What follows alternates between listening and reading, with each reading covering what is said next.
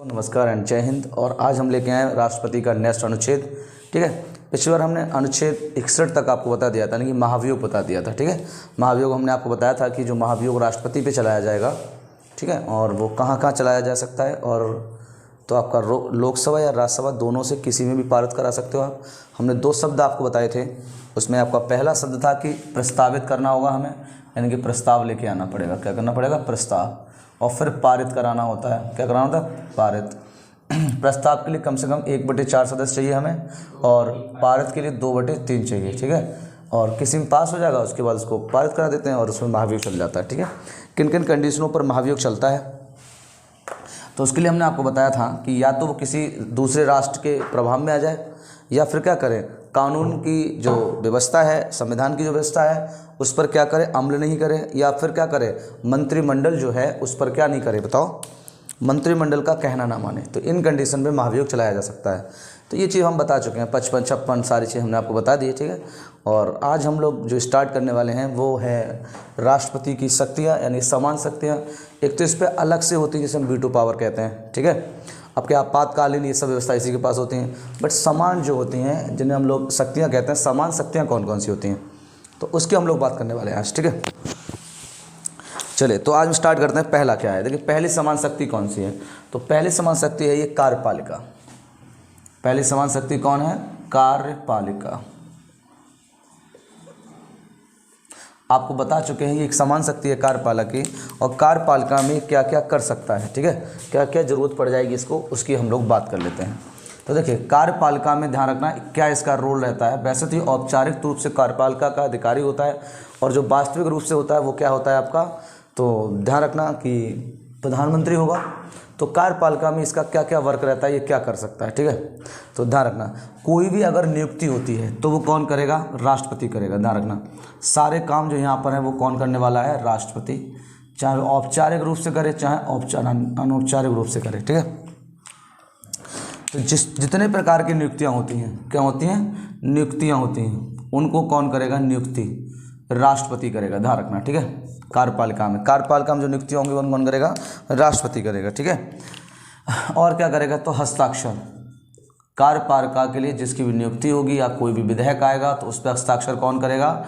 राष्ट्रपति करता है। कौन करता है? राष्ट्रपति। ठीक है, मंत्रिमंडल की नियुक्ति कौन करेगा? नहीं, नियुक्ति का मतलब यहाँ पर हम लिख सकते हैं कि मंत्रिमंडल की बात करेगा। ये किसकी बात करेगा? मंत्रिमंडल। ठीक है, किन की सिफारिश पर करता है?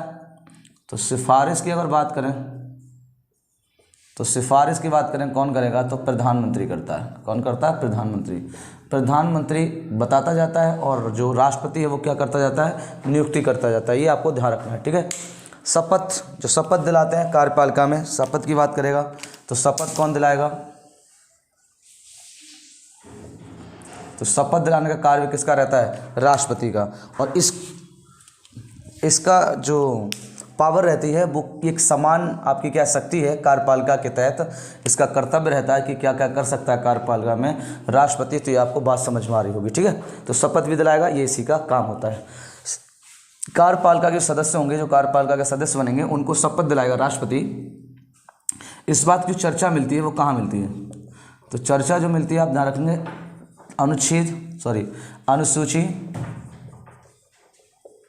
अनुसूची 3 में मिलती है। किस में मिलेगी? अनुसूची 3 में मिलती है। ठीक है, कि राष्ट्रपति क्या कराया, जो कार्यपालिका में मंत्रिमंडल बनाया जाएगा उनकी शपथ दिलाएगा। वो कौन दिलाएगा आपको, तो आप ध्यान रखेंगे। ठीक है, अच्छा, और हम लोग बात करते हैं इसके बाद देखते हैं जो मुख्य न्यायाधीश होता है। कौन होता है आपका? मुख्य न्यायाधीश। मुख्य न्यायाधीश की नियुक्ति कौन करता है? तब आप कौन बताएंगे? नियुक्ति करेगा कौन? तो आप कहोगे राष्ट्रपति करेगा। ये भी इसके लिए क्या है? एक समान शक्ति प्रदान है। ठीक है, एक आता है CAG। क्या आता है? CAG। ये भी हमारे एक अधिकारी होते हैं। महानियंत्रक परीक्षक जो होता है, कौन होता है? महानियंत्रक परीक्षक। उसका भी आपकी नियुक्ति कौन करेगा? महानियंत्रक परीक्षक, उसकी भी नियुक्ति कौन करता है? तो आपको CAG करेगा, कौन करता है? राष्ट्रपति करता है। ठीक है, और ये किसके तहत करेगा? तो आप कहोगे उसको क्या, एक समान शक्ति प्रदान है। ठीक है, और उसमें पहली शक्ति हम आपको बता रहे हैं कौन सी? कार्यपालिका। कितने लोगों की बात समझ में आ गई? ठीक है, इसको हम लोग फिर से एक बार दोबारा बता देते हैं इन चीज़ों के बारे में आपको, तो आपको ये ध्यान रखना है। ठीक है, देखो कार्यपालिका की क्या कर्तव्य रहते हैं राष्ट्रपति के, इसे एक समान शक्ति में डाला गया कि इसके पास ये चीज़ पावर रहेगी। तो जितनी भी नियुक्तियों की बात करेगा मंत्रिमंडल की, वो सब कौन करेगा, राष्ट्रपति करेगा। उसकी सिफारिश कौन करता है, तो आपको कि प्रधानमंत्री करेगा। जो राष्ट्रमंडल, जो मंत्रिमंडल हमारा बनाया जाएगा, उसकी सिफारिश कौन करता है, प्रधानमंत्री, कि भाई इसको मंत्री बनाना है, इसको कैबिनेट में रख दो, या गृह मंत्री बना दो, शिक्षा मंत्री बना दो, ठीक है। तो इस सब बात करेगा कौन, प्रधानमंत्री। नियुक्ति कौन कर देगा, राष्ट्रपति। जितने भी विधेयक होते हैं उन सब पे बिल पे पास हस्ताक्षर कौन करता है लास्ट में, फाइनल में, तो राष्ट्रपति करता है। शपथ कौन दिलाता है, तो आप कहोगे कौन दिलाता है, राष्ट्रपति। कौन से अनुसूची के द्वारा, तो आपको 3 के द्वारा। मुख्य न्यायाधीश की नियुक्ति कौन करेगा, CAG की नियुक्ति कौन करेगा, तो ये सब कौन करता है, राष्ट्रपति करता है। और इसको ये अधिकार प्राप्त है समान शक्तियों के द्वारा। ये कार्यपालिका में ये सारे काम कर सकता है, ठीक है। आगे की बात समझ में। नेक्स्ट बात करते हैं, अगली पावर्स की बात करेंगे। नेक्स्ट पावर देखते हैं और कौन सी समान शक्ति है इसके पास। तो देखिए अगली पावर की बात कर लेते हैं, विधायिकी शक्ति। इस पर क्या है अगली सेकंड वाली, भाई विधायी शक्ति बोलते हैं इसको, विधायी शक्ति। इसमें क्या होता है, ये क्या कर सकता है इसके अकॉर्डिंग, ठीक है, ये हम लोग बात करते हैं, ठीक है। देखो इसमें क्या होता है, और ये इसे हम लोग कानूनी शक्ति भी कह सकते हैं। क्या कहेंगे हम, कानूनी शक्ति। क्या कहते हैं, कानूनी शक्ति भी कहते हैं इसी को, मतलब इसको कानूनी रूप से ये प्राप्त है, अधिकार प्राप्त है, ठीक है। ध्यान रखना है, इसे विधि शक्ति भी बोलते हैं। क्या बोलते हैं, विधि शक्ति बोलेंगे। तो ये कानूनी रूप से इसे प्राप्त रहती है। कौन कौन से रहती हैं, बहुत इंपॉर्टेंट रहता है, आप इसको ध्यान से समझते हैं हम लोग, ठीक है। चलिए इसको देखते हैं पहले, ठीक है। इसमें पहले आता है कि किसी भी क्षेत्र में, किसी भी क्षेत्र में SC ST की जो सीटें हैं, क्या हैं, सीटें हैं, कौन आरक्षित करेगा, तो आपको राष्ट्रपति करेगा। किस कानून के तहत, मतलब किस शक्ति के द्वारा इसे प्राप्त, तो आपको कानूनी शक्ति या विधायी शक्ति या विधि शक्ति। ये इसका अधिकार होता है कि किसी भी उसमें चुनाव हो रहा है, कुछ भी हो रहा है, ठीक है, तो उसमें जो सीटें हैं SC ST की, वो कौन निर्धारित करेगा, तो आप बता देंगे कौन निर्धारित करेगा, राष्ट्रपति करता है, ठीक है, किसी भी क्षेत्र में, ठीक है। इग्नो इंडियन होते हैं जो हमारे, इनकी भी नियुक्ति कौन करेगा, इग्नो इंडियन जो करते हैं, जो 2 होते हैं आपके, ठीक है, उनकी नियुक्ति कौन करता है, तो आपको अगर राष्ट्रपति करता है। ये भी इसको अधिकार है, किसके तहत, विधायी शक्ति के द्वारा। किसके द्वारा, विधायी शक्ति के द्वारा। इग्नो इंडियन होता क्या है, तो आपको जो ब्रिटिश के निवासी हैं, जो ब्रिटिश ओन मात्र जो ब्रिटिश में रहते हैं, जो हमारे यहाँ के भी हैं और ब्रिटिश में भी रहते हैं, तो उनको कहते हैं हम लोग कौन, इग्नो इंडियन बोलते हैं, ठीक है। और इसकी इस तरह जो चर्चा मिलती है वो अनुच्छेद 331 इसे ये इस बात की अथॉरिटी देता है। क्या देता है, 31 अनुच्छेद 331 इस बात की अथॉरिटी देता है राष्ट्रपति को कि वो 2 इग्नो इंडियन की क्या कर सकता है, नियुक्ति कर सकता है, ठीक। क्या करेगा, नियुक्ति करेगा, ठीक है, ध्यान रखना। और ये भी किस किस, आगे मान पूछ ले कि इग्नो इंडियन की जो नियुक्ति करता है राष्ट्रपति, ये किस शक्ति के द्वारा करता है, मतलब किस उसके पास किसकी पावर है ये, तो आपको विधायी शक्ति है, इसके तहत इसको वो क्या कर सकता है, आपको नियुक्त कर सकता है, ध्यान रखना। इसके बाद आता है 12 आपके जो मनोनीत हैं राज्यसभा में, वो भी यही करता है, ध्यान रखना। यहाँ भी लिखेंगे हम लोग 12 मनोनीत सदस्यों को नियुक्त करता है, ठीक है, यानी कि 12 नियुक्त करता है मान्य सदस्यों को। कहाँ नियुक्त करेगा, तो आपको राज्यसभा में। तो ये भी अथॉरिटी देता है, इसको यही पावर देती है, ध्यान रखना। राज्यसभा में नियुक्त कर सकता है, ये पावर भी आपको कौन देगा, तो आपको विधायी शक्ति देती है, इसे आपको ध्यान रखनी है, ठीक है। ये तो बात समझ में आ गई होगी आपको। संसद भवन में, अगला देखते हैं, संसद भवन में, ठीक है, और क्या कर सकता है इसके द्वारा, तो संसद भवन में अभिभाषण दे सकता है। संसद भवन में अभिभाषण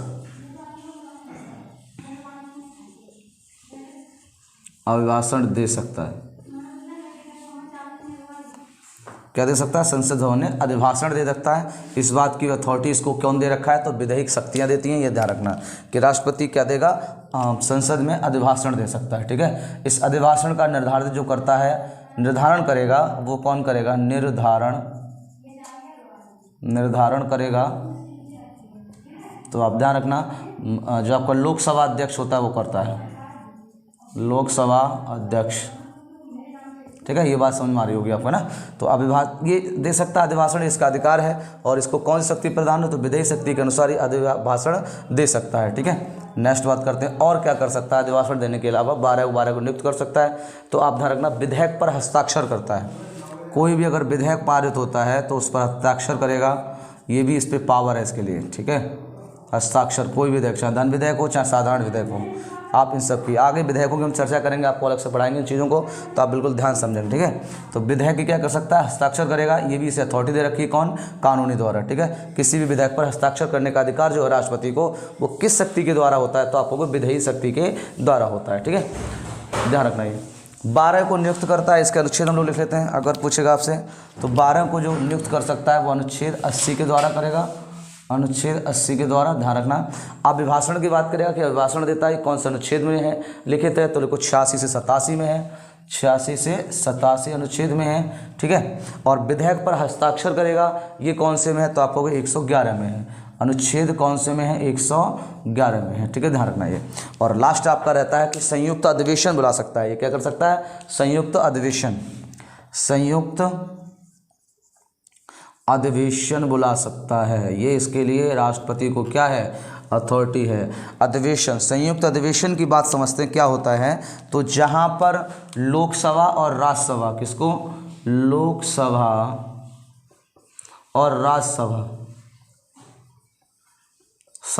दोनों को एक साथ बुला लिया जाए, उसे हम लोग कहते हैं क्या, संयुक्त अधिवेशन बोलते हैं। क्या बोलते हैं इसे, संयुक्त अधिवेशन, संयुक्त अधिवेशन। ध्यान रखना। ठीक है, इसकी पूछेगा अध्यक्षता कौन करता है संयुक्त अधिवेशन की, तो इसकी भी अध्यक्षता करेगा कौन, लोकसभा अध्यक्ष करेगा। कौन करेगा, लोकसभा अध्यक्ष। एक अधिवेशन से और दूसरे अधिवेशन, एक अधिवेशन से और दूसरे अधिवेशन के बीच में जो अंतर होना चाहिए वो कितने माह का होना चाहिए, 6 माह का।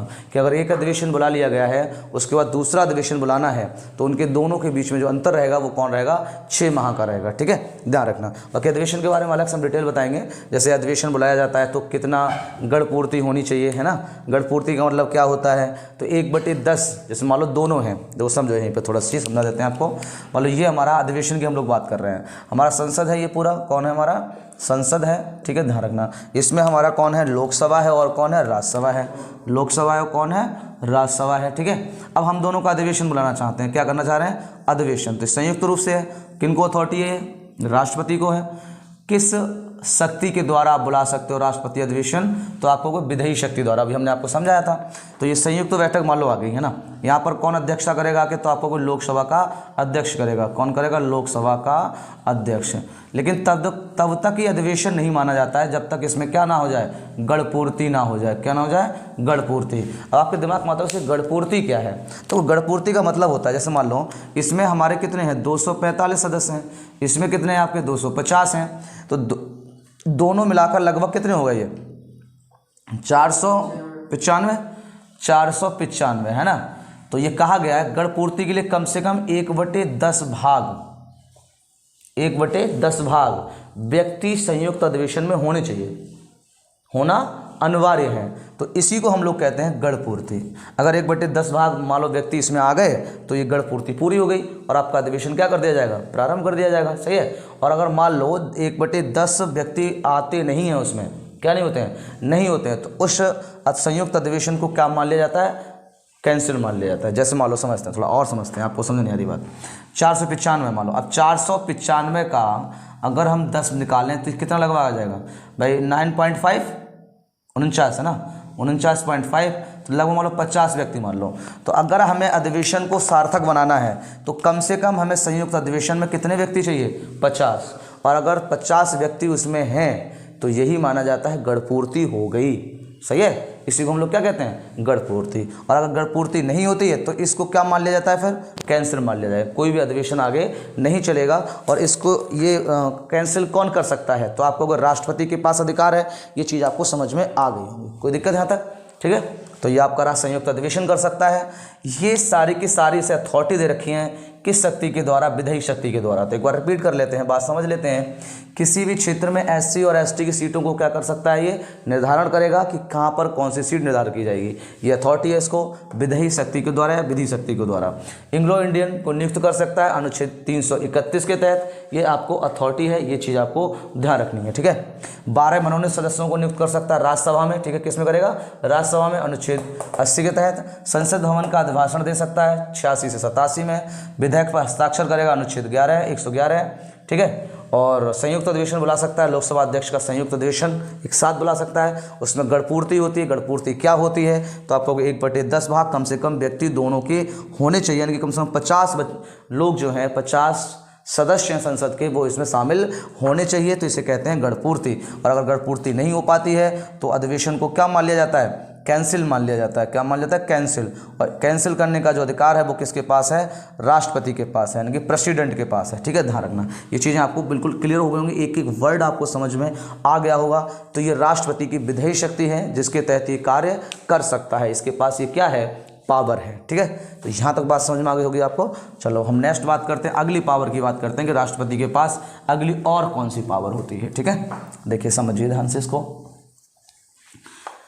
राष्ट्रपति जो है वो आपका औपचारिक अधिकारी तो माना जाता है, बट फाइनली रिपोर्ट जो लगती है वो हमेशा राष्ट्रपति की लगती है, ठीक है। चलिए अगली पावर की सुनने की समाप्त। अगली आती है वित्तीय शक्ति। इसके पास अगली पावर आती है, कौन होगी? वित्तीय शक्ति। तो वित्तीय शक्ति के अंतर्गत इसके पास क्या क्या अथॉरिटी होती है, ये वो हम लोग बात करते हैं। वित्तीय में ध्यान रखना, सबसे पहले आता है बजट पेश करना। जो अधिकार रहता है बजट पेश करने का, वो किसका रहता है? तो आप बताओगे राष्ट्रपति का रहता है, ठीक है, कि बजट पेश कर सकता है ये। लेकिन ऐसा होता नहीं है, आपने देखा होगा बजट पेश करता है वो राष्ट्रपति पे अधिकार होता है, लेकिन ये क्या करता है? अपना एक मंत्री नियुक्त कर देता है। क्या करता है? मंत्री, ठीक है। और जिसे हम लोग क्या कहते हैं? वित्त मंत्री कहते हैं, वित्त मंत्री। अभी कौन है वित्त मंत्री? तो सीतारमण है। कौन है?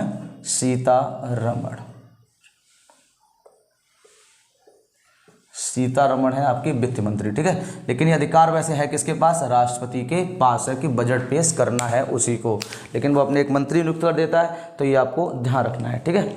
अगली बात करते हैं दूसरा आता है आपका सेकंड नंबर पे वित्त आयोग। वित्त आयोग भी क्या होता है? इसी के अंडर में होता है। तो हम लोग बात करेंगे किसकी? वित्त आयोग की। वित्त आयोग जो होगा वो कि क्या होगा? इसके अंडर में होगा, कि वित्त आयोग राष्ट्रपति के अंडर में होगा। और इसके लिए एक अनुच्छेद बना दिया गया है 280। अनुच्छेद कौन सा? 280, ठीक है। वित्त आयोग जो है वो किसके अंडर में रहेगा? राष्ट्रपति के अंदर में रहेगा, ठीक है। ध्यान रखना, तो ये राष्ट्रपति में रहेगा, ये आपको ध्यान रख लेना है, ठीक है। तीसरी बात कर लेते हैं हम लोग कि और क्या रहता है इसके में, ठीक है। तो इसमें एक निधि आती है आकस्मिक, ठीक है, आकस्मिक निधि। इसे हम लोग कहते हैं इमरजेंसी निधि, ठीक है। जैसे हमारे किसी क्षेत्र में, किसी राज्य में बाढ़ आ गई, किसी क्षेत्र में बाढ़ आ गई, ठीक है, तो उसके लिए जो पेमेंट लिया जाएगा, पैसा लिया जाएगा, वो किस में से निकाला जाएगा? आकस्मिक निधि में से निकाला जाएगा, ठीक है। लेकिन इसमें दो लोगों का अधिकार रहता है। वैसे तो राष्ट्रपति के हाथ में रहती है ये, ठीक है, लेकिन जब भी कोई पेमेंट निकाला जाएगा तो राष्ट्रपति के साथ इस पर इंक्लूड करा जाएगा कौन? प्रधानमंत्री। क्योंकि यही प्रधानमंत्री जो है ना, इसी के पास तो कैबिनेट होती है, तो ये चीज़ पता कर लेते हैं कि क्या जो पैसा निकालना है वो सही निकाला गया है ना, ठीक है। तो ध्यान रखना, तो एक इसके अंडर में रहेगी कौन? आकस्मिक निधि। ये भी आपकी वित्तीय उसके साथ आती है, ठीक है। ये आपातकालीन के समय में आपका धन निकाला जाता है, उसे हम लोग क्या कहते हैं? आकस्मिक निधि कहते हैं। जो अधिकार रहता है किसका? राष्ट्रपति, ठीक है। प्रधानमंत्री लिखाएगा, राष्ट्रपति की एडवाइस लेगा और आकस्मिक निधि में से पैसा निकाला जा सकता है। बट ये हमेशा तब निकालोगे जब कोई आपातकाल होगा। क्या होगा? आपातकाल। वैसे कोई भी नहीं निकाल सकते। आपातकाल जैसे कहीं बाढ़ आ जाए, है ना, कोई वायरस फैल जाए, जैसे अभी फैल गया था, आपने कोरोना देखा होगा, ठीक है। भूकंप आ जाए, कहीं भूकंप आ जाए, ठीक है, इस तरह से सूखा पड़ जाए, है ना, ये सब बाढ़ की आपदा होती है। और इनके तहत इमरजेंसी जो होगी आपकी, वो रुपए, आपका पैसा कहाँ से निकाला जाएगा? आकस्मिक निधि। और ये किसके अंडर में रहती है? तो आपको वित्त शक्ति जो है ये राष्ट्रपति को प्राप्त हो। ये सब का सब आपका किसके पास रहता है? राष्ट्रपति के पास रहता है, ठीक है। तो ये तो रही इसकी वित्तीय शक्ति। क्या रही? वित्तीय शक्ति। नेक्स्ट बात करते हैं हम लोग अगली शक्ति की। छोटी छोटी रहती है, मैं समय थोड़ा सा छोटी सी हमें जानकारी होनी चाहिए, तो बस इतनी ध्यान रखना है हमें, ठीक है। तो ये चीज़ें आपको ध्यान रखनी है। अगले हम लोग बात करते हैं राजनीतिक पावर, है ना। राजनीतिक जो पावर होती है, शक्ति होती है, वो भी इसके पास रहती है। तो चौथा पॉइंट होगा आपका राजनैतिक क्या है, शक्ति। राजनैतिक क्या है, शक्ति। ये भी आपके राष्ट्रपति के पास रहती है। तो जैसे क्या क्या हो सकती है, ये हम लोग इसकी बात कर लेते हैं, ठीक है। कौन कौन सी इसमें पावर होगी, ठीक है। तो सबसे पहले हम लोग बात कर लेते हैं इसकी कि राजदूत। किसी भी देश में हमें अपना राजदूत भेजना है या कोई भी राजदूत हमारे यहाँ आता है, तो सबसे पहले जो विजिट करेगा वो कौन करेगा, राष्ट्रपति के पास करेगा, है ना। कोई राजदूत आना, राजदूत गया, ठीक है। तो राजदूत जो होगा वो किसके अंडर में आएगा, आपका राष्ट्रपति के अंदर में आता है, ठीक है, ध्यान रखना। अब राजदूत बनने के लिए योग्यता क्या होती है, आपको ये ध्यान रख लेना है कि योग्यता कौन कौन सी होनी चाहिए। एक तो आपका या तो IAS होना चाहिए, ठीक है, या UPSC से कोई वो होना चाहिए, पास होना चाहिए, या फिर आपका होना चाहिए, ठीक है, कौन, IFS, ठीक है। क्या होना चाहिए, IFS। अगर इनमें से है तब वो क्या है, राजदूत बनने की कैटेगरी में रखा जाएगा और आपको राजदूत के रूप में कहाँ भेज दिया जाएगा, विदेश भेज सकते हैं, लेकिन होना चाहिए, ठीक है, ध्यान रखना। अब अगली बात कर लेते हैं। भाई हमने बताया कि अगर कोई राजदूत कहीं से आता है, मतलब क्या आता है, राजदूत, ठीक है, क्या आता है, राजदूत आता है, तो सबसे पहले वो विजिट करेगा किसके पास जाके, राष्ट्रपति के पास। किसके पास जाएगा, राष्ट्रपति के पास। तो ये भी अधिकार क्या है आपका, इसी शक्ति के द्वारा इसे प्राप्त है। मतलब कोई राजदूत आया, होटल में रुकेगा, रुकने के बाद क्या करेगा, आराम करने के बाद फिर पहले विजिट करेगा जाके कहाँ पर, जहाँ पर राष्ट्रपति होंगे, यानी कि आपका राष्ट्रपति भवन पर जाकर क्या कर दिया जाके विजिट करेगा कि मैं यहाँ पर राजदूत हूँ और ऐसे ऐसे इसी किसी एक वार्ता के लिए आया हुआ हूँ, ठीक है। तो इसके बाद इसको क्या कर जाती है, सुरक्षा प्रदान की जाती है। तो हमारे यहाँ राजदूत भेजने का ये वाला आपको क्या है, UPSC और IFS, ये योग्यता होनी चाहिए, तभी भी कोई राजदूत बन सकता है। तो ये भी आपका क्या है, ध्यान रखना, ठीक है, अधिकार है किसका, राष्ट्रपति का। ध्यान रखना, जब भी कोई राजदूत जाता है या आता है तो उस पर हस्ताक्षर जो लिखते हैं उसकी रिपोर्ट पर, वो कौन करेगा, तो आप कहोगे राष्ट्रपति करेगा, ठीक है। तो ये इसका क्या है, अधिकार है। क्लियर हो गया। अच्छा, एक चीज़ आपको यहाँ पर ध्यान रखनी होती है थोड़ी सी, कभी कभी क्वेश्चन पूछ देता है कि राष्ट्रपति किसको कहा जाता है, सॉरी, राजदूत किसे कहेंगे, या हम लोग कह सकते हैं कमिश्नर किसे कहते हैं। दो शब्द हमारे पास आते हैं यहाँ पर कि राजदूत और कमिश्नर। तो ध्यान रखना, राजदूत किसे कहा जाता है और कमिश्नर किसे कहा जाता है। कमिश्नर क्या बोलते हैं, राजदूत या कमिश्नर बोला जाता है। क्या बोला जाता है, कमिश्नर, ठीक है। तो होते क्या है, इसको हम लोग समझ लेते हैं। हाई कमिश्नर बोलते हैं इसको, सॉरी, कमिश्नर की जगह पे आप लिख लेंगे हाई, ठीक है, हाई कमिश्नर,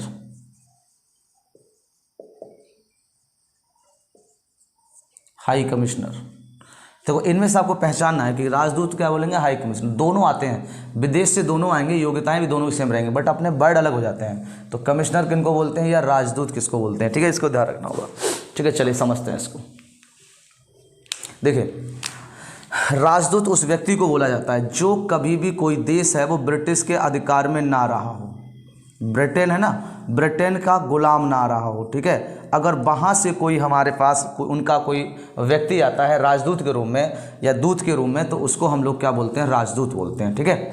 और अगर ऐसे देश जो क्या रहे हों, गुलाम रहे हों ब्रिटिश सरकार के, ठीक है, और वहाँ से अगर कोई राजदूत के रूप में आता है तो उसको हम लोग अपने यहाँ क्या बोलते हैं, वो लोग क्या बोलेंगे, कमिश्नर बोलते हैं, यानी कि क्या बोलेंगे, हाई कमिश्नर बोलते हैं। क्या बोलते हैं, हाई कमिश्नर बोलते हैं। कोई दिक्कत यहाँ तक, क्या बोलते हैं, हाई कमिश्नर, ठीक है। या फिर हमारे यहाँ से जाए, जो हम लोग गुलाम है ना, उनके यहाँ से अगर राजदूत जाता है तो उस राजदूत को वो लोग वहाँ पर क्या बोलेंगे, तो आपको क्या, हाई कमिश्नर बोलते हैं। क्या बोलते हैं, हाई कमिश्नर, ठीक है, ध्यान रखना ये आप जो हमें होनी चाहिए। और राजदूत किससे बनेंगे, जैसे एम्बेसडर बोलते हैं, जैसे ब्रांड एम्बेसडर होता है वैसे ही एम्बेसडर किसको बोलेंगे, जो भी राज्य, जैसे मान लो आपका रूस है तो रूस कभी भी अगर नहीं हुआ है, जापान है, ऐसे जो भी हो, ठीक है, मतलब उसमें जो गुलाम ना हुआ हो, तो वहाँ का अगर राजदूत आता है तो उसे हम लोग राजदूत ही बोलते हैं। लेकिन जो गुलाम रहे हैं अगर उनका कहीं जाता है तो उनको हम लोग बोलते हैं हाई कमिश्नर। क्या बोलते हैं, हाई कमिश्नर बोला जाता है। तो कितने लोगों की बात समझ में आ गई होगी, ठीक है। तो ये भी शक्ति, राजनीतिक शक्ति जो है वो भी किसके पास है,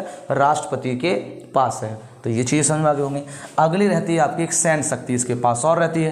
क्या रहती है, सैन्य शक्ति इसके पास और रहती है, ठीक है। तो इसको भी समझ लेते हैं। सैन्य शक्ति में क्या होता है आपका, ध्यान रखना, ठीक है, क्या होता है, सैन्य शक्ति। चले तो अगली आती है पावर्स आपके पास, इसकी शक्ति जो रहती है वो सैन्य शक्ति रहेगी। कौन रहेगी? सैन्य शक्ति। तो सैन्य शक्ति में क्या मतलब है इसका, यानी सेना की जो पावर रहेगी वो किसके पास रहेगी? राष्ट्रपति के पास रहेगी। ये भी इसकी अपनी क्या है कि स्पेशल पावर है। क्या रहती है? स्पेशल पावर रहती है। ठीक है, जैसे युद्ध की घोषणा करना, ये जो उल्लेखित है आपका ध्यान रखना, ये अनुच्छेद 53 सेकंड में है। किसमें? 53 सेकंड में है ये बात कि राष्ट्रपति क्या होगा, इनका सबसे बड़ा अधिकारी होता है। तो वो कौन होता है? पूछ लेगा। सैन्य शक्ति का सबसे बड़ा अधिकारी, सबसे बड़ा अधिकारी तो आपको कौन होगा? राष्ट्रपति। कौन होगा? राष्ट्रपति होगा। तो क्या क्या पावर्स रहती हैं सैन्य शक्ति के अकॉर्डिंग? तीनों सेनाओं का जो सेनापति रहता है, तीनों सेनाओं का सेनापति जो रहता है, तीनों सेनाओं का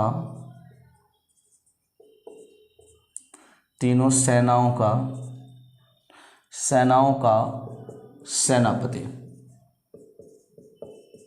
तो कौन रहता है? ये राष्ट्रपति होता है, ध्यान रखना। ठीक है, तो क्या क्या पावर्स हैं सैन्य शक्ति के अकॉर्डिंग इसके पास? तो पहला आता है ये युद्ध की घोषणा कर सकता है।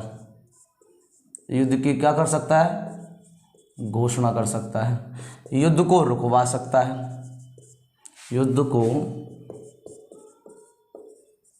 रुकवा सकता है। ठीक है, किसी भी देश पर परमाणु हमला का आदेश दे सकता है। किसी, लिख लेते हैं, किसी भी देश पर परमाणु हमला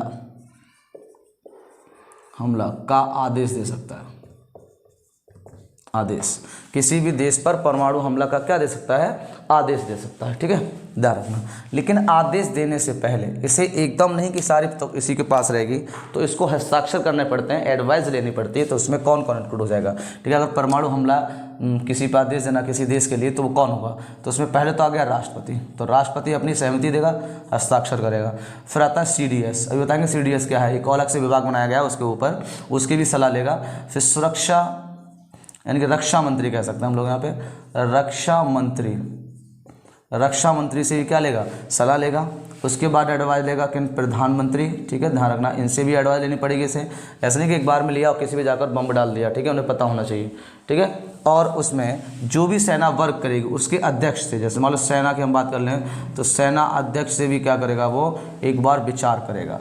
ठीक है, इन सबसे विचार विमर्श करने के बाद ही वो हमला दे सकता है कि जाकर किसी पे परमाणु बम गिरा दो। ठीक है, आराम से ध्यान से गिरा दिया, समझ में आया? लेकिन अभी कैसा ऐसा हुआ नहीं है, बट फिर भी ये अथॉरिटी राष्ट्रपति के पास है। और अथॉरिटी देता है कौन? सैन्य शक्ति के अकॉर्डिंग इसकी हम लोग बात करते हैं। ठीक है, तो बात समझ में आ गई होगी यहाँ पर। चलिए इसको देखते हैं, अब एक बार देख लेते हैं। मान लो CDS क्या है? तो CDS है, बिपिन रावत है इसके अध्यक्ष। अभी CDS के अगर अध्यक्ष पूछता है तो कौन है? बिपिन रावत। कौन है? बिपिन रावत। ठीक है, इसमें कौन सेनाएं हैं? 3 सेनाएं हैं। कौन कौन सी? पहली थल सेना, जिनके अंडर में रहेगी। थल सेना के बाद आती है कौन? वायुसेना। फिर कौन आएगी आपकी? जल सेना। जल सेना। इन तीनों का जो प्रमुख बना दिया गया है वो CDS, और CDS के ऊपर भी कौन रहता है? राष्ट्रपति। ये क्रम चलता है, आप इस तरह से बता दिया।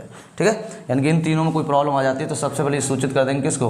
CDS को। और CDS जो है वो क्या कवर करेगी? राष्ट्रपति को सूचना देगी इस बात का। और इस बात की जो अथॉरिटी भी है ये सैन्य शक्ति वाली, ये भी किसके पास है? तो आप कहोगे राष्ट्रपति के पास है। किसके पास है? राष्ट्रपति के पास है। ठीक है, चीफ ऑफ डिफेंस बोलते हैं इसको। अगर हम बात करें इसको हम लोग क्या कहें? Chief of defence. ठीक है, चीफ ऑफ डिफेंस सिक्योरिटी, ध्यान रखना, इसकी फुल फॉर्म होती है चीफ ऑफ डिफेंस। जो सिक्योरिटी है वो इसकी नाम होती है, तो ये आपको ध्यान रखना है। ठीक है, अगर देखो ध्यान रखना, युद्ध की अगर घोषणा करता है तो हमेशा इसको जो ऑर्डर चाहिए वो कैसा चाहिए? लिखित देना होगा। क्या होना होगा? लिखित। ये सारे जो युद्ध वाले मसले होते हैं वो सब लिखित होंगे। रुकवाएगा तो लिखित होगा, परमाणु हमला करेगा तब भी कैसा होगा? लिखित आदेश आएगा। ठीक है, एडवाइस लेगा इन सबसे। इन्होंने अगर हाँ कर दी तो इनसे भी क्या चाहिए? हमें लिखित चाहिए। ठीक है, सबसे क्या होना चाहिए? लिखित। मान लो यहाँ पर उन्होंने नहीं दिया, उन्होंने कह दिया भाई सबसे एडवाइस ले ली, बोले जाओ भाई साहब गिरा दो परमाणु बम, किसी के ऊपर जाकर गिरा दो भाई, गिरा दो बस, यहाँ से हिल जाओ तुम, है ना, हमारी नज़रों के सामने से हटाओ बस। ठीक है, तो अब क्या होगा, मान लो अब दूसरे बार उन्होंने डाल दिया जाके, अब बाद में भाई साहब महाभियोग चलने लगा, तो अब प्रधान राष्ट्रपति क्या कहेगा कि नहीं भाई साहब इनने तो सबने हमें सलाह दी थी, ठीक है, बोले गिरा दो जाके, ठीक है। तो अब उसमें क्या होगा भाई साहब, वो कहते हैं नहीं हमने तो नहीं दी है भैया, तुम्हारे पास क्या प्रूफ है। तो इसलिए क्या होना चाहिए, लिखित होना चाहिए भाई साहब, लिखित दे दो, तुम हमें बात खत्म कर दो, हम गिरवा देंगे किसी के ऊपर, ठीक है। तो ये सब पावर भी किसके पास है, राष्ट्रपति के पास रहती है, और इसे सैन्य शक्ति पावर्स कहते हैं। ये किसके पास रहती है, आपकी राष्ट्रपति के पास रहती है, ठीक है। चलो यहाँ तक आपको बिल्कुल स्पष्ट समझ में आ गया होगा, ठीक है, बहुत बढ़िया तरह समझ रहे हैं आप लोग, ठीक है, ध्यान रखना। चलिए आगे बात करते हैं हम लोग इसी की, अगर सही से बात करते हैं। और ये जो आपके क्लासेस रहते हैं ये आपको SI SSC GD है ना, इन सभी के लिए बहुत इंपॉर्टेंट रहते हैं। तो आप वीडियो को शेयर करते रहा करें, इसको अपने दोस्तों को देते रहें, इसको उनकी नॉलेज बढ़े ज़्यादा से ज़्यादा, ठीक है। बहुत बढ़िया टॉपिक्स रहता है आपका संविधान, ठीक है। चलिए हम आपको पूरा संविधान कराएंगे इसी सीरीज के माध्यम से, ठीक है। आप जुड़ते रहें, ठीक है, और चैनल को सब्सक्राइब जरूर करें, बेल आइकन दबा लें, ठीक है, जिससे आपको हर वीडियो हमारा प्रोवाइड होता रहे, ठीक है। चलिए अगली बात कर रहे हैं हम लोग शिक्षा। शिक्षा की शक्ति की पावर भी इसके पास रहती है, क्या रहती है, शिक्षा शक्ति की पावर। तो देख लेते हैं शिक्षा शक्ति की पावर का मतलब क्या होता है, शिक्षा शक्ति क्या हो मतलब है इसका, ठीक है। तो ध्यान रखना, शिक्षा शक्ति का मतलब होता है यहाँ पर जो यूनिवर्सिटियाँ होती हैं, ठीक है, उनका जो कुलाधिपति होता है, यूनिवर्सिटी जो होती हैं, यूनिवर्सिटी, ठीक है, उनका कुलाधिपति, कुलाधिपति जो होता है, यूनिवर्सिटियाँ जो होती हैं आपकी बड़ी बड़ी यूनिवर्सिटी जो होगी, उनका जो कुलाधिपति होता है वो कौन होता है आपका, तो आपका राष्ट्रपति होता है। ध्यान रखना, कुलाधिपति कौन होता है, राष्ट्रपति होता है। इसी के नीचे कौन होगा आपका, राष्ट्रपति के नीचे होता है कुलपति, ठीक होता है, कुलपति, ठीक है। तो ध्यान रखना ये आपका, ये इसकी इंपॉर्टेंट रहती है कि हमेशा जो कुलाधिपति होगा वो राष्ट्रपति होगा। कौन होगा, राष्ट्रपति, ठीक है। सिर्फ एक ऐसी यूनिवर्सिटी है, यानी कि दिल्ली यूनिवर्सिटी हम लोग कह सकते हैं, वहाँ पर कुलाधिपति राष्ट्रपति ना होकर दिल्ली यूनिवर्सिटी की बात कर लेते हैं, यूनिवर्सिटी, तो उसमें जो कुलाधिपति हैं, कौन है, कुलाधिपति, वो कुलाधिपति राष्ट्रपति ना होकर एकमात्र रहते हैं, कौन, उपराष्ट्रपति होते हैं। कौन होते हैं, उपराष्ट्रपति, ठीक है। बस यहाँ पर एक थोड़ा सा ध्यान रखना है, बाकी सब यूनिवर्सिटी जो होती हैं उन सब का कुलाधिपति जो होगा वो कौन होगा, राष्ट्रपति। ये इसको पावर रहती है किसकी, शिक्षा की, ठीक है। छोटा सा रहता है, आपको ध्यान रखना है, इंपॉर्टेंट भी रहता है। इसके बाद हम लोग बात करते हैं एक और पावर रहती है इसमें, विवेकाधिकार। किसकी पावर रहती है, विवेकाधिकार। तो विवेकाधिकार की पावर का मतलब क्या है इसमें, उसको भी समझते हैं, ठीक है। देखिए विवेकाधिकार की बात करते हैं, नेक्स्ट पावर आती है इसकी विवेकाधिकार। विवेकाधिकार का मतलब क्या होता है, विवेकाधिकार, ठीक है। देखिए विवेकाधिकार में क्या होता है, जैसे मान लो, समझ लेते हैं इस चीज़ को, बहुत ध्यान समझना। देखिए जैसे मान लो चुनाव हुए, चुनाव के बाद पार्टियां जीती, है ना, क्या हुई, पार्टियां, मान लो कोई पार्टी विजयी ना हुई, ठीक है। जैसे मान लो हमारे लिए कम से कम बहुमत के लिए 273 सीटें चाहिए होती हैं, ठीक है। अब मान लो जो पार्टी जीत के आई उनकी 273 बनी रही हैं। जैसे मान लो हम पार्टी ले लेते हैं कोई भी, नाम से नहीं बताएंगे आपको, बस A और B करके ले लेते हैं। मान लो A B C D इस तरह से पार्टियाँ हैं, तो इनकी हम लोग ऐसे करके बात कर लेते हैं कितने कितने। मान लो A को मान लो 250 वोट मिल गए, ठीक है, इसको 200 मिल गए, इसको 10 मिल गए, ठीक है, इसको मान लो 20 मिल गए, ठीक है, D एक और ले लेते हैं ऐसे करके, तो इनको क्या हुआ, मान लो वोट मिल गए, इसको मान लो 5 मिल गए, ठीक है। तो इस तरह से ध्यान रखना है। तो इसमें मान लो 25 ले लेते हैं कि 25 हैं, इसमें 20 हैं, और इसमें भी लगभग ले लेते हैं, मान लो हम 35 ले लेते हैं, ठीक है, ऐसे करके। तो ऐसे मान लो इन लोगों को वोट मिल गए। अब क्या सरकार किसी की बनेगी, क्योंकि सरकार बनाने के लिए कितनी सीटें चाहिए हमें, पूर्ण बहुमत के लिए तो 273 चाहिए। क्या इन किसी में से 273 बैठ रही हैं, तो नहीं बैठ रही होंगी, आप यही बात करोगे, ठीक है, ध्यान रखना इसको से। अब देखिए इसको समझते हैं। अब क्या करेगा, राष्ट्रपति का जो विवेकाधिकार होता है वो ये कहता है भाई साहब ऐसा करो यार, तुम कोई अपनी एक वो बना लो।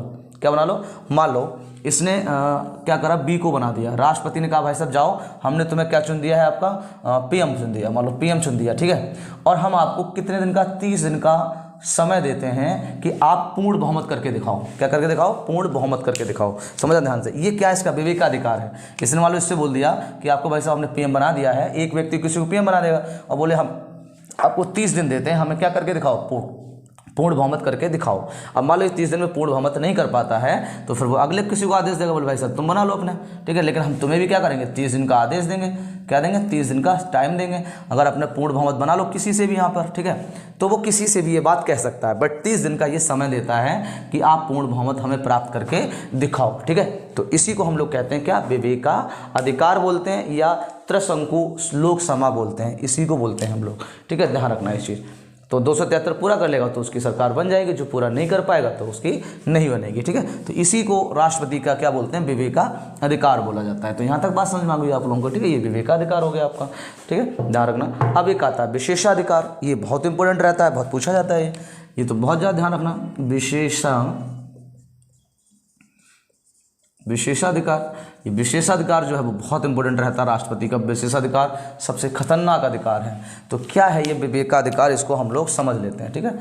चलिए आपको आज हम ये आपको पढ़ाने वाले हैं, ठीक है, बस थोड़ा सा रह गया है, 1 पॉइंट 2 पॉइंट और रह गए हैं। इसके अगली वीडियो जो हम बनाएंगे वो आपका आपात पे बनाएंगे, ठीक है, और जो उसकी वीटो पावर है, ठीक है, उसके लिए, ठीक है, ध्यान रखना। अगला वीडियो जल्दी दे देते हैं हम। और विशेषाधिकार आज समझ लेते हैं क्या है। ये राष्ट्रपति के पास होता है, ये राज्यपाल के पास भी होता है, ठीक है, दोनों के पास विशेषाधिकार होते हैं। तो जैसे विशेषाधिकार में पहला क्या है, ठीक है, इसे स्पेशल पावर बोलते हैं। विशेषाधिकार मतलब स्पेशल पावर, क्या बोलेंगे इसको, स्पेशल पावर, ठीक है, स्पेशल पावर, स्पेशल पावर बोलते हैं। तो जैसे मान लो राष्ट्रपति है, तो राष्ट्रपति को आप जब तक ये पद पर रहेगा, ध्यान रखना, राष्ट्रपति जब तक पद पर है, पद पर, ठीक है, तब तक आप क्या क्या नहीं कर सकते। सबसे पहले गिरफ्तारी नहीं कर सकते। क्या नहीं कर सकते, गिरफ्तारी। चाहे उसने कितना भी संगीन क्या कर लिया हो, आपका क्राइम कर दिया हो, लेकिन आप उसे उस टाइम पर जब पद पर है तो उसे गिरफ्तार नहीं कर सकते। ये आपको अथॉरिटी नहीं है, क्योंकि अथॉरिटी है कि आप राष्ट्रपति को गिरफ्तार नहीं कर सकते। और फौजदारी का मुकदमा नहीं चला सकते। जब तक राष्ट्रपति पद पर है तब तक क्या नहीं चला सकते आप, फौजदारी का मुकदमा नहीं चला सकते। जैसे मान लो उसने किसी को धमकी दे दी, क्राइम बोलते हैं, फौजदारी मतलब क्रिमिनल जो आपके केस होते हैं, क्रिमिनल केस उस पर नहीं चला सकते। किस पर, राष्ट्रपति। जैसे धमकी उसने दी हो किसी को, ये भी आपका क्रिमिनल बनता है। मान लो किसी को उसने मार दिया हो, मृत्यु हो गई हो, ठीक है, किसी का रेप कर दिया हो, सही, किसी को छेड़ दिया हो, किसी महिला को छेड़ दिया हो। बट अब ऐसा तो है नहीं कि राष्ट्रपति भाई साहब इसी काम के लिए बैठा होगा, लेकिन बता रहे हैं बाई चांस, ठीक है, मर्डर कर दिया हो, रेप कर दिया हो, कोई भी जो क्राइम के आते, चोरी कर ली हो, डकैती डाल ली हो, है ना, गुंडा एक्ट लग गई हो, दंगा कर दिए हो, आपका बलवा कर दिया हो, ठीक है, कुछ भी कर दिया हो, ठीक है, तो आप उस ऐसे केसों में जब तक राष्ट्रपति है उसको आप गिरफ्तार नहीं कर सकते। ये इसका क्या है, विशेषाधिकार है। क्यों नहीं कर सकते इसको आगे हम लोग चर्चा करेंगे। फौजदारी मुकदमा नहीं चला सकते, लेकिन इस पर दीवानी के मुकदमा चलाए जा सकते हैं। किसके, दीवानी जानते हैं, दीवानी मुकदमा चलाया जा सकता है। सिविल मामले हैं, जो सिविल मामले हैं, प्रॉपर्टी का मामला है, इस तरह के, ठीक है। जैसे मान लो आपकी ज़मीन छीन ली हो, मान लो ज़मीन पर कोई मामला हो, वो उस पर चला सकते हो। बिजली का बिल नहीं भरा हो, ठीक है, बात सुन मारी, टैक्स नहीं भरा हो सही से, तो टैक्स भी आपका सिविल में आ जाता है। इस तरह बिजली है, टैक्स है आपका, है ना, किसी का पैसा मार लिया हो, मतलब उधार लिया हो, दे नहीं रहा हो, पैसा क्या कर लिया हो, मार लिया हो, ठीक है, तो इन सब के द्वारा आप मुकदमा क्या कर सकते हो, मुकदमा चलाया जा सकता है, ठीक है। तो इस कंडीशन में मुकदमा इस पर चलाया जा सकता है, ठीक है। लेकिन अगर मुकदमा चल भी जाता है तभी मान लो इसको सजा हो गई, ठीक है, लेकिन इसके पास एक अनुच्छेद रहता है, अनुच्छेद कौन सा, 72, ठीक है।